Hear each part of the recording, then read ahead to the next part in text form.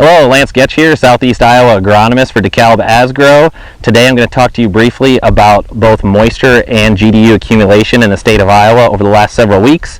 Planting started abnormally early this year because we had some great soil temperatures and some dry conditions to get us started in early April. It was quickly followed by a cold spell, which concerned us for some imbibitional chilling and cold injury, and we have found quite a bit of varied emergence throughout the state, and we're finding a little bit of cold injury and imbibitional chilling injury, which caused some corkscrewing of the mesocotyl on corn and some leafing out underground.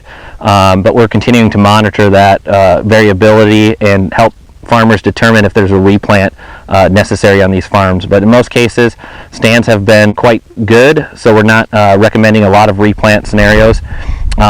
Into that later part of April, temperatures really turned around and we were about 10 degrees above normal, and it allowed about 50% of the corn crop to be planted right in that last week of April into early May, and about a third of the soybean crop. We had some welcome rain here in the first part of May, which much of the state needed. We're a little bit drier than we'd like to be in most of the state of Iowa, minus the southeast corner. We're about right on par to being normal for most years.